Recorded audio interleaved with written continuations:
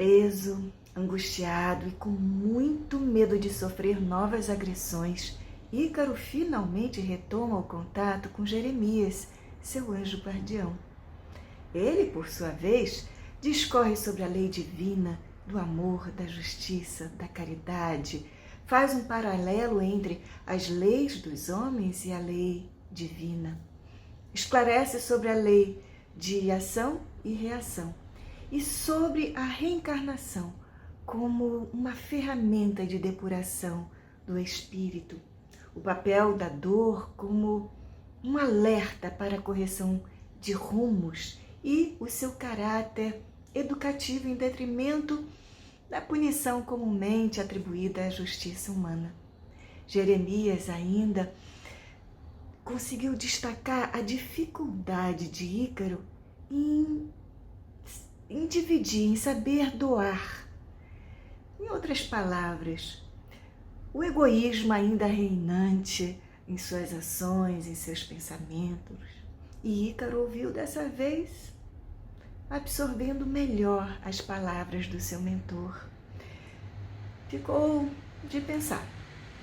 Enquanto aguardava o julgamento, Jeremias teve a chance de conversar com o mentor espiritual da vítima de Ícaro.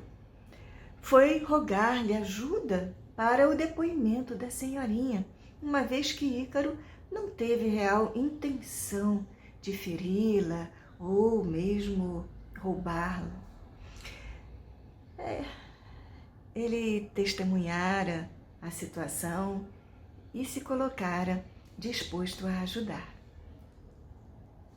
E na audiência perante o juiz, no dia em que a vítima foi prestar o seu depoimento, havia 2 espíritos ao seu lado. Um era o seu anjo, Ptolomeu, tão querido, seu ex-marido numa outra encarnação. O outro era uma entidade inimiga muito secular de Ícaro, buscando influenciá-la para prejudicá-lo nas suas declarações. E essa é uma dialética natural do bem e do mal. Situação que ocorre cotidianamente com todos os encarnados na crosta terrestre, vencendo ora o bom senso e a virtude, ora a maledicência e o desvio. Cada um deve aprender e auscultar o seu âmago e sentir quando está sendo influenciado por um espírito não esclarecido ou quando recebe um bom conselho do seu anjo guardião ou de um mentor espiritual benfeitor qualquer. É possível fazê-lo. No mais íntimo de cada pessoa existe um dispositivo de segurança, uma chave, pronto para acusar se um mal está predominando e também alerta para afirmar a senda do bem. Sabemos quando agimos de uma maneira cristã e também quando o fazemos em lado oposto. A dualidade do bem e do mal comporta variantes, isso é certo. Entre um lado e outro, há infinitas possibilidades de atuação e de comportamentos, de forma que a maioria dos encarnados não é integralmente má ou boa. Quem não erra? E quem sempre acerta? Muito poucos, talvez. Por isso que é importante o trabalho dos espíritos protetores que acompanham os seus pupilos durante toda uma vida, orientando-os pelo bom caminho. Podem não ser ouvidos, embora não os abandonem ou deixem de agir em benefício daqueles que protegem.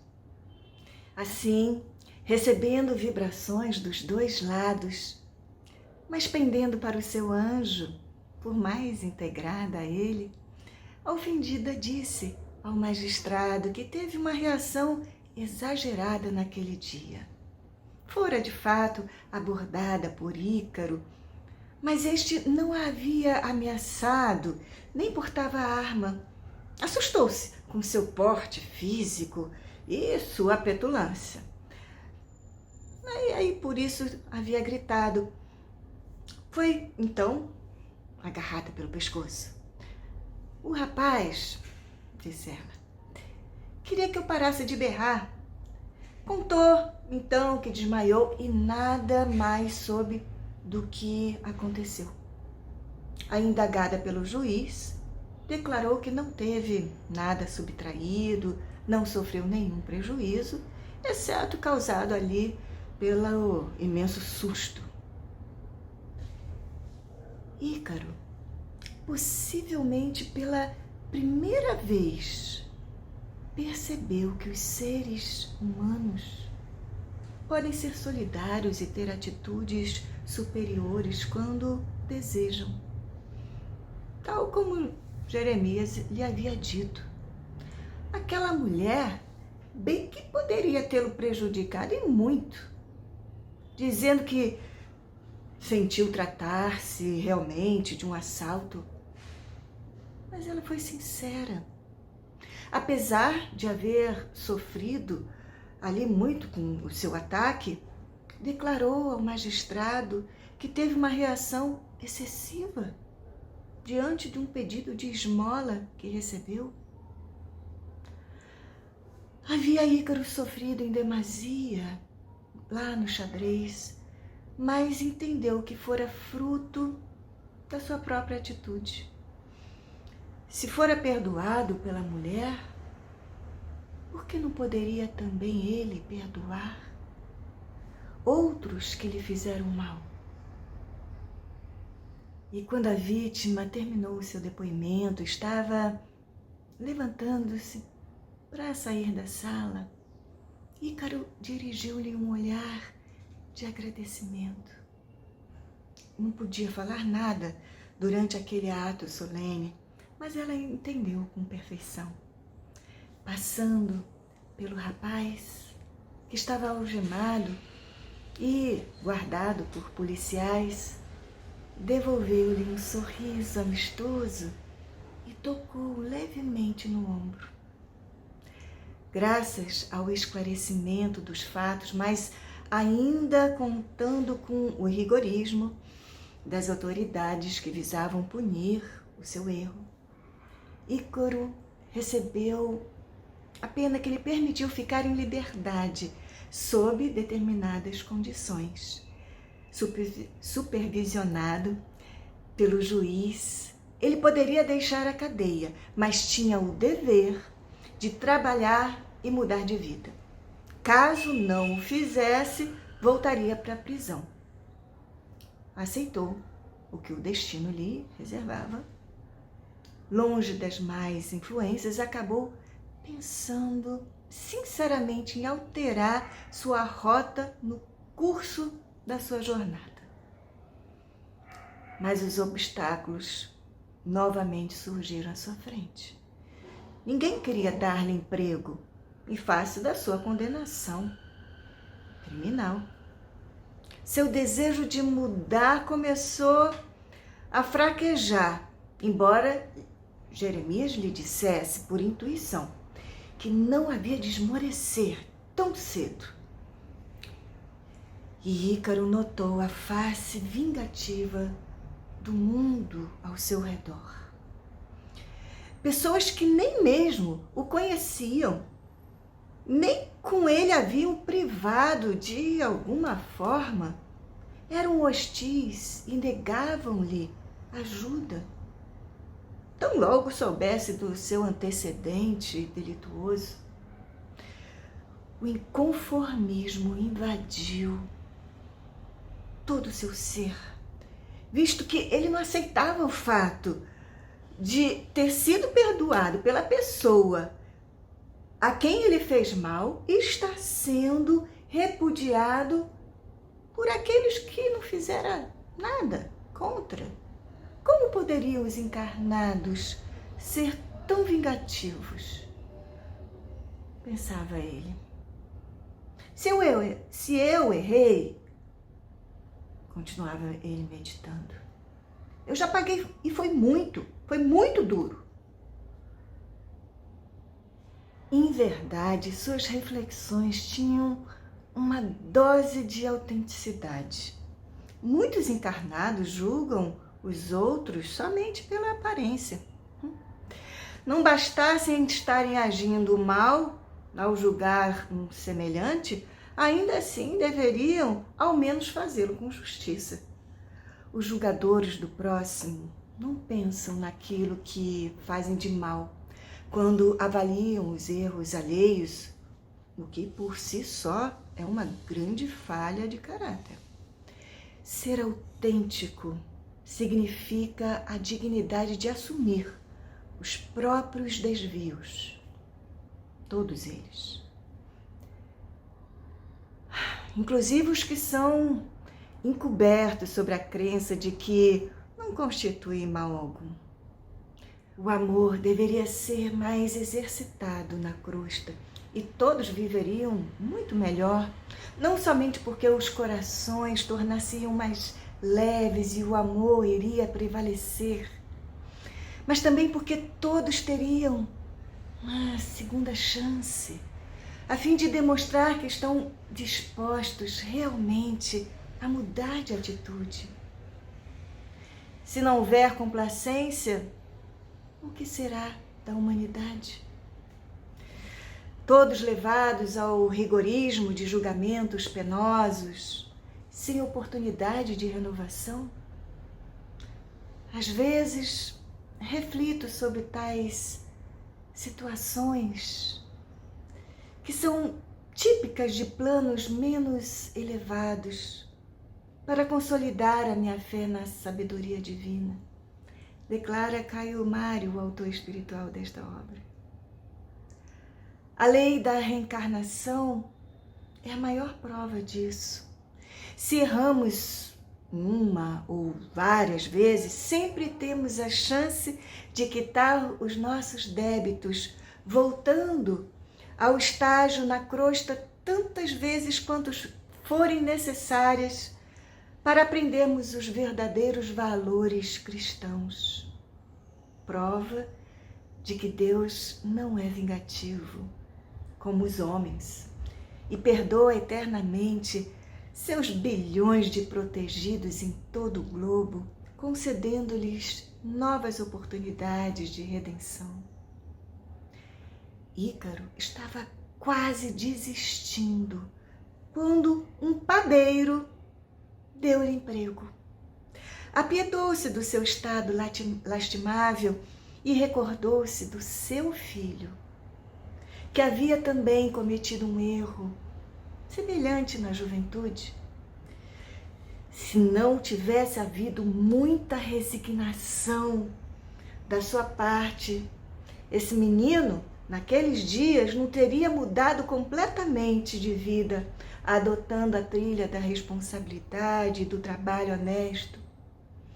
Então, resolveu investir em Ícaro. Tive um filho que agiu como você. Também foi condenado. E teve as mesmas dificuldades para arranjar emprego. Naquela época, eu não estava assim tão estabilizado como eu estou agora no meu pequeno negócio, e aí eu não pude ajudá-lo. Fiquei com muito medo que ele novamente voltasse ao crime, por falta total de apoio da sociedade. Se queriam tanto que ele não mais cometesse tais erros, por que não lhe davam, então, auxílio? Foi uma época muito dura da minha vida, viu, rapaz? Por isso, vou dar uma chance para você, disse o proprietário da pequena padaria num dos bairros centrais da capital paulista. Puxa, não sei o que lhe dizer, seu Juvencio. Prometo-lhe que saberei corresponder à sua confiança. Quando devo começar? amanhã de madrugada. Você deve estar aqui por volta das 4 horas, pois o nosso trabalho é essencialmente noturno. Algum problema para você? Não. Em verdade havia, pois ele não estava acostumado a trabalhar honestamente, quanto mais naquele horário. Entretanto, Ícaro encarou e disse que não. No dia seguinte, começou a sua nova atividade.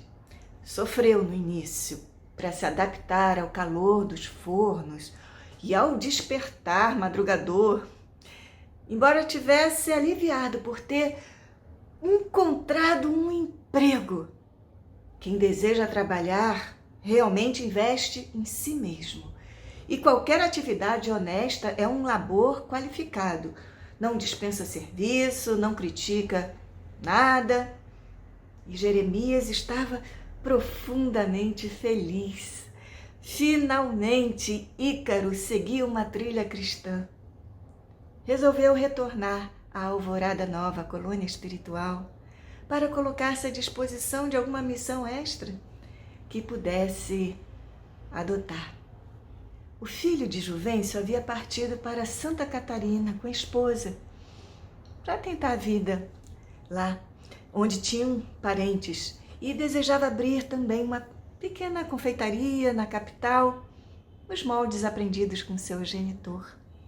Solitário, o padeiro consolidou seus laços de ternura com Ícaro, solidificando a amizade que os unia.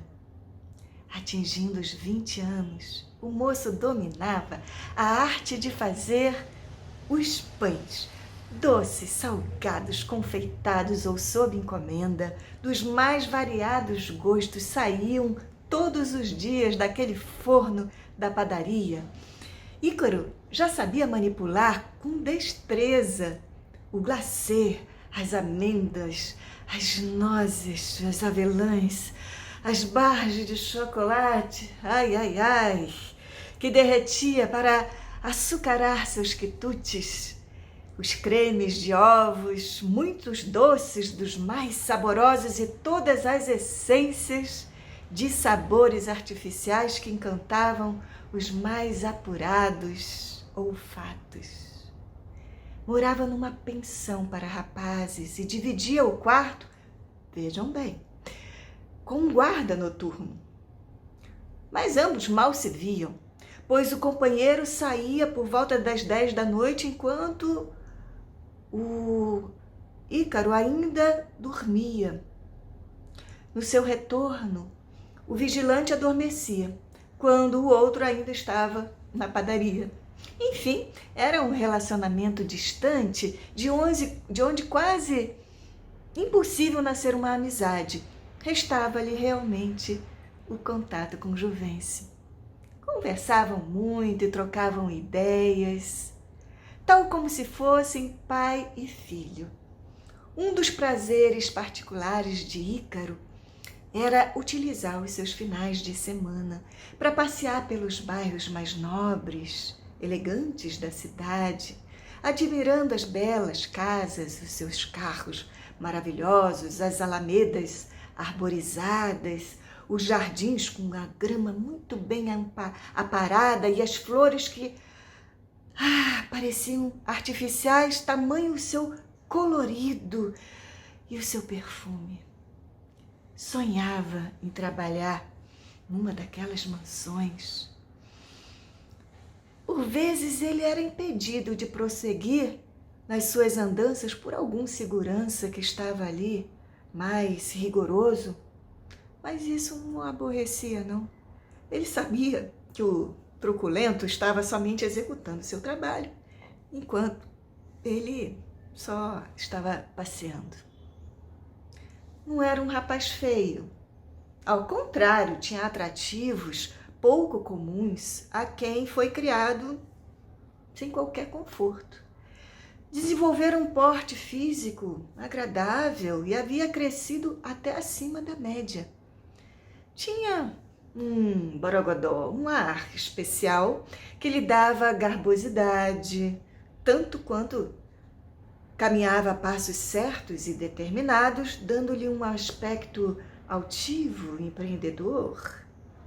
Aí, numa dessas ocasiões, pela Alameda, cruzando com uma bela moça que também passeava pelo bairro, acompanhada do seu pequenino cão, trocaram uns olhares e ele, vestido como se estivesse fazendo alguma atividade física, despertou o interesse da jovem. E ela tomou a iniciativa e perguntou-lhe a hora. Motivo banal, supérfluo, escorrido, só para dar início ali a um diálogo, mas que sempre funciona entre aquelas pessoas que têm ali o mesmo objetivo, né? Aí passaram alguns minutos, uma conversação animada, sem que a moça tivesse a mínima noção de quem realmente era aquele rapaz por quem se encantara. Acreditando ser seu vizinho, convidou-o a visitá-la em alguma oportunidade. E Ícaro não se fez de rogado e solicitou uma data. Tudo foi marcado para o próximo final de semana. Então vejam os próximos episódios dessa história emocionante de Ícaro e Jeremias, seu anjo guardião.